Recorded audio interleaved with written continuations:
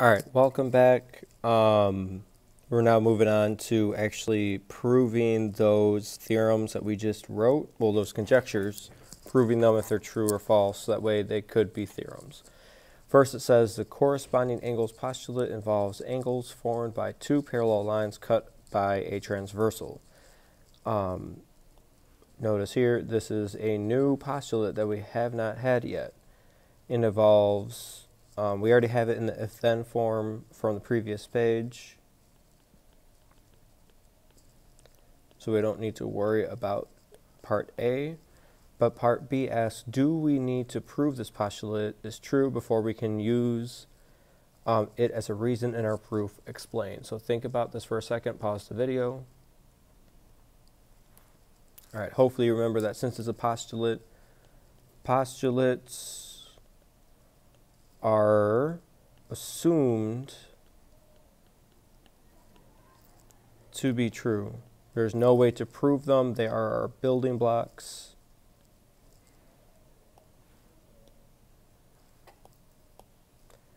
They are our building blocks.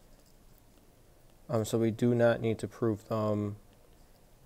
If we don't assume that they're true and try to prove them, we just don't use them, and it actually changes the type of geometry we're in. Remember, I said this a couple times.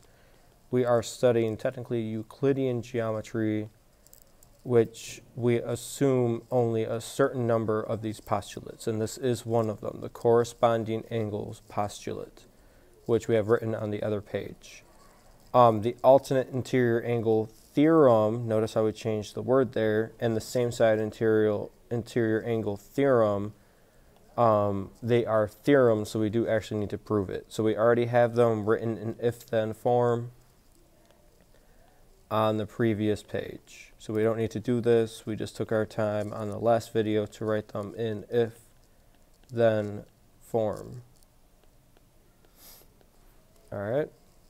So we haven't proved this yet, but we can at least practice them. So on the check your understanding, please try these out, pause the video, try to do them, and then come back to the video and listen to me doing the work.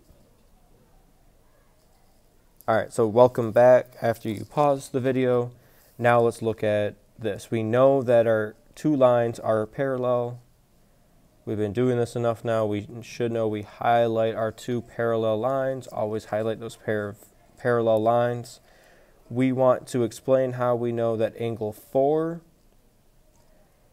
and angle 6 are same side interior. So here we're just using what we know same side interior means. We know that angle 4 and angle 6 are inside the parallel lines. That symbol means parallel. It looks like two parallel lines.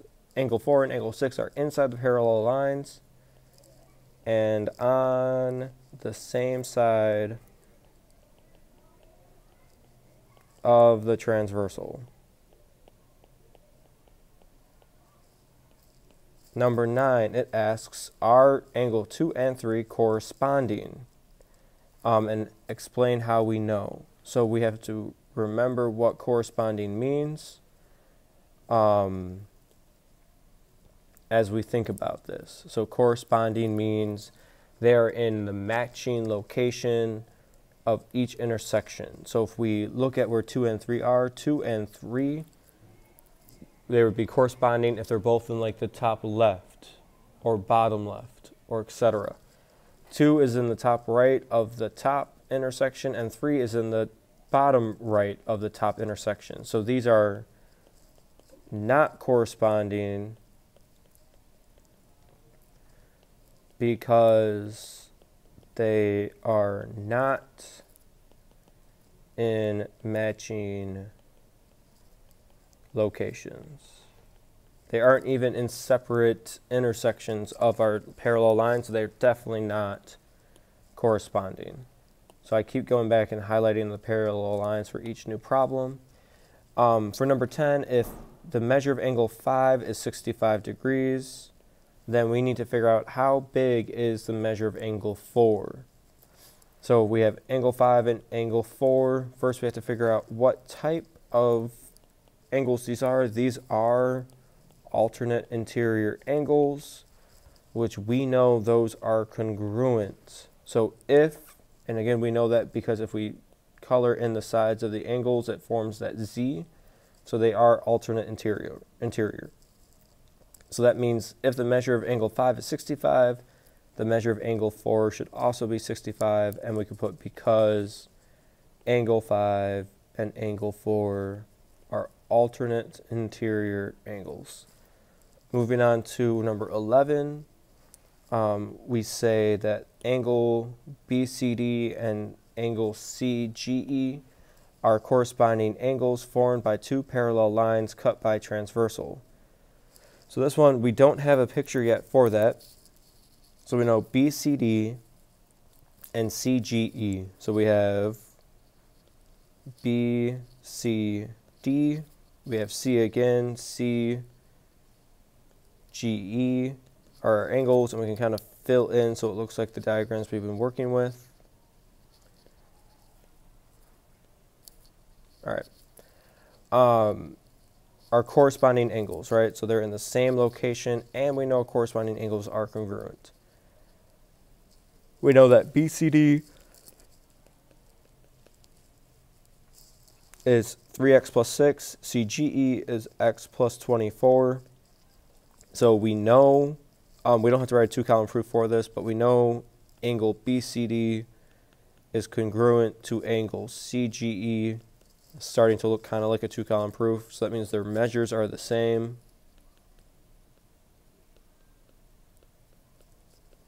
Which means their measures are given in expression. So BCD is 3x plus 6, which is equal to x plus 24, right? So this was given.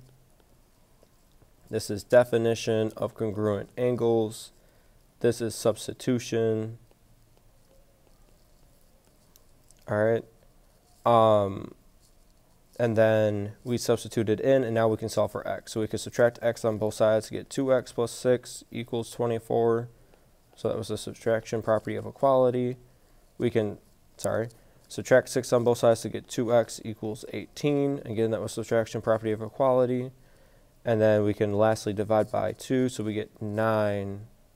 And that was the division property of equality. So we got x equals 9. Then for BCD, the measure of angle BCD, we said was equal to 3x plus 6. So we can plug that in. 3 times 9 plus 6. So that would be 27 plus 6. So that would be 33 degrees. And now it says explain how you found your work. So since we did write a two-column proof, that is our explanation. I didn't think we needed it, but in C we need it. So this is proof for A, and then for part B, we plugged in. So we did show our explanation here. So now number 12 is actually asking us to prove the same side interior angle theorem. So it kind of sets it up for us again. Remember, we always say do the given. We are only given one.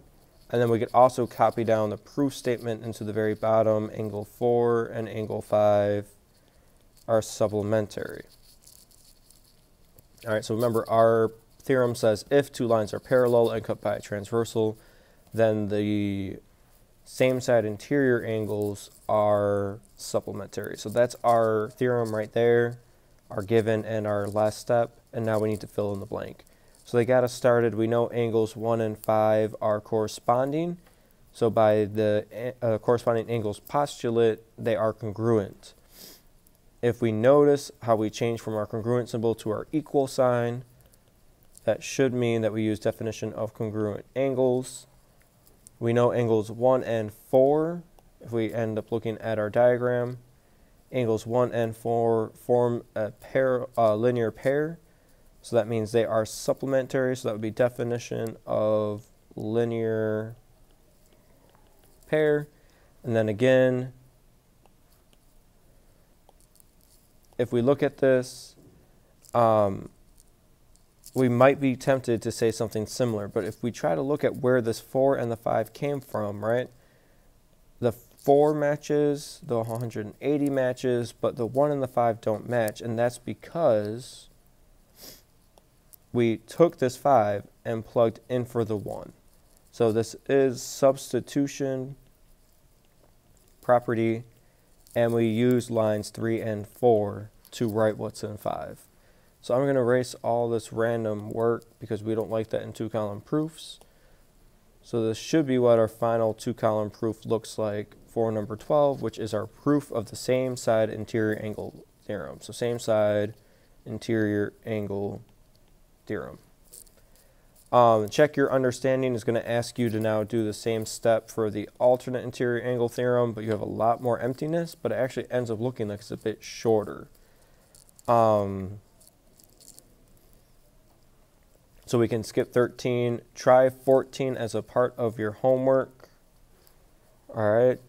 And then the 7-1 practice. How about, let's say, finish the worksheet for homework tonight, Wednesday night, and then try number 14 on your own. We'll review that stuff. And then for your homework that will be due later, you can try to get started on this lesson 7-1 practice. When we look at this, it says in your diagram that parallel line, right? And then try to use any theorems or postulates or definitions or anything like that to figure out if 15, 16, 17, and 18 are true or false, and then tell me which theorem you use. So make sure you do this on a separate piece of paper.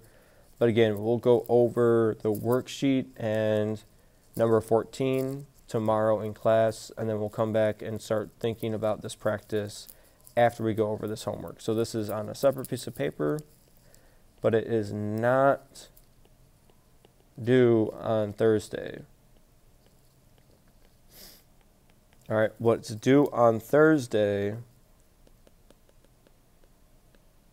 is the worksheet that you got either yesterday in class or you picked up today from the tray, and number 14 from probably just up above on your work page.